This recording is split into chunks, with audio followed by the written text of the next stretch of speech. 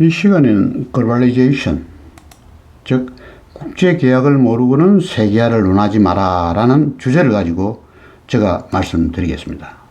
국제계약에는 어떠한 종류가 있나, 과연 국제계약에는 어떠한 종류가 있고 국제계약이란 것이 무엇이며, 그리고 국제계약을 우리가 작성하는 그 요령에 대해서도 간단히 제가 말씀드리겠습니다. 그러면 국제계약을 모르고는 세계화를 논하지 마라. 지금 현재 한국의 경제와 산업은 이미 세계화가 되었고 기업들은 글로벌 경쟁 체제가 되었습니다. 비록 규모가 적은 중소기업도 이제는 국제의 물결을 타고 글로벌 비즈니스 환경에 주체적으로 주기적으로 대면하지 않을 수 없게 되었습니다. 세계화 내지 국제화 경영에는 국제 간의 교육과 거래가 그 핵심이 있고 국제 간의 거래에는 국제계약이 필연적으로 요구되고 있습니다. 이제 중소기업 사장이라도 국제계약에 대한 예비지식과 쉽게는 세계화 경영을 위해서는 갖춰야 할 필수 조건이 되었습니다.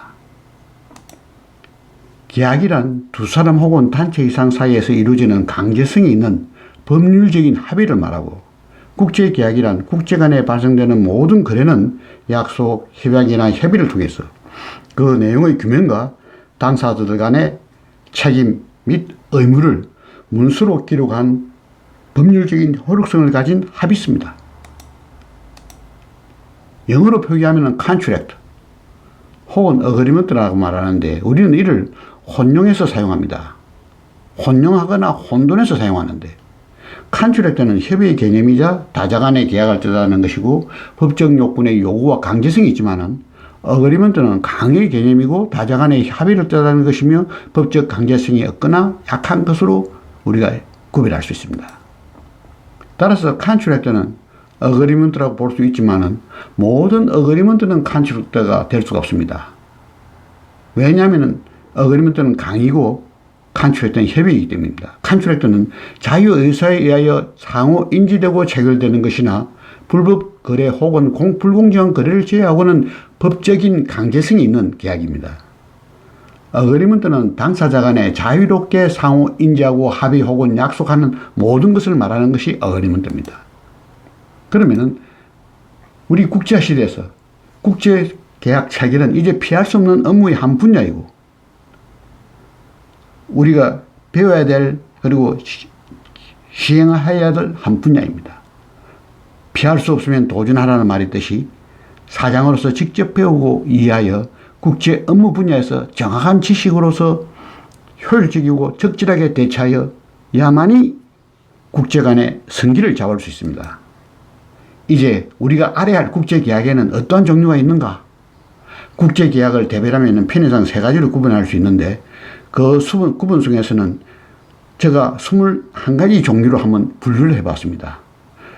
물론 우리가 분류하는 방법에 따라서 더 줄어들 수가 있고 더 많아질 수가 있지만은 일반적으로 제가 연구한 국제계약에 대해서 저 나름대로 분류를 해가지고 세 가지 대분류를 해가지고 21가지 종류의 국제계약으로 분류를 해보았습니다.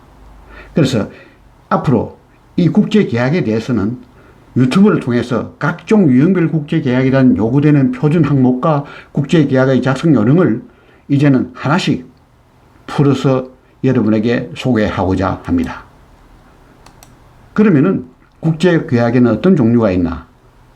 첫째, 판매 및 마케팅 관련 국제계약에는 5가지로 우리가 구분할 수 있는데, 즉 국제 간의 물품 매매 계약, 두 번째 국제 간의 대리점 계약, 세 번째 국제 간의 판매점 계약, 네 번째 국제 간의 위탁 혹은 수탁 계약, 다섯 번째 국제 간의 프랜차이즈 계약입니다. 이 5가지가 있습니다.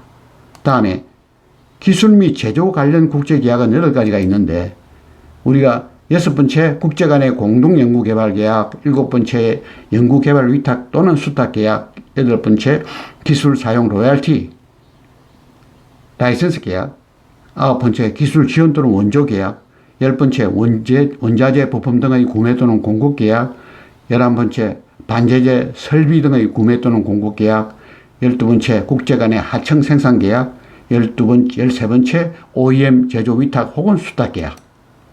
그리고 마지막으로 해외 진출 관련 국제계약위원회도 8가지가 있는데 우리가 14번째 현지 합작 투자 계약, 15번째 기술 이전 및 지원에 관한 계약, 16번째 설비, 반제품, 부품, 원자재 등의 공급 계약, 17번째 경영 자문 및 지도에 관한 계약, 18번째 고용 계약, 19번째 부동산 매매 및 임대차 계약, 20번째 부동산 임대차 계약, 21번째 기타 각종 서비스 계약. 이렇게 8가지로 구분됩니다. 그래서 총 합계 21가지 3가지 분류를 해가지고 21가지 계약이 있습니다. 그러면은 국제계약서 작성 시 우리가 주의할 사항, 그 요령을 말씀드리겠습니다. 국제계약에는 우리가 참고로 제가 몇 가지를 주의할 사항을 정리해 보았습니다. 첫 번째, 국제계약에는 분쟁시나 문제가 발생될 때 문서의 법률적인 해석에 의하여 판단할 수가 없기 때문에 계약서 용어 사용에는 비록 조그만 사항이라도 명확하게 명기하지 않으면 향후 곤란을 당할 수가 있습니다. 두 번째는 분쟁시는 국제 간의 법정 재판보다도 상사중재원의 판정이 분쟁 해결에 더 효율적이고 시간과 비용을 절감할 수 있기에 일반 상거래, 국제계약서의 관할 법원 명기는 상사중재원으로 대체해도 무난합니다. 세 번째, 주의할 것은 중급법이나 관할법원 그리고 계약서를 해석하는 주 언어는 상대국으로 해서는 가능하면 상대국으로 하지 말고 한국어로 하는 게 유리하지만 여의치 못하면 제3국으로 지정하는 게 좋습니다.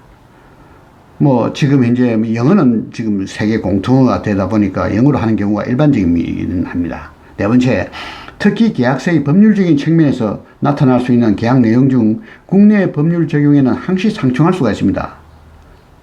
즉 국내법에서는 공정거래법 위반 여부가 다소 까다로울 수가 있고 국제법에서는 해당 국가의 특유의 민감한 인허가 사항과 예외사항이 있을 수 있기 때문에 중요한 국제계약서는 국제변호사의 자문이나 지역 전문가의 도움과 협조를 받아서 진행해야만이 앞으로 발생될 수 있는 어떠한 어려움과 함정에 빠질 수 있는 그러한 기회를 줄일 수가 있습니다. 다시 한번 우리 전체적으로 강조해 본다면은 국제계약에는 관련 기업이나 산업의 특성 그리고 해당 국가의 대내외 환경에 따른 조건들을 철저히 검토해야 하며 계약서의 용어 사용에 신중한 주의를 기울여야 한다는 것을 여기서 압축하여 말씀드릴 수가 있습니다.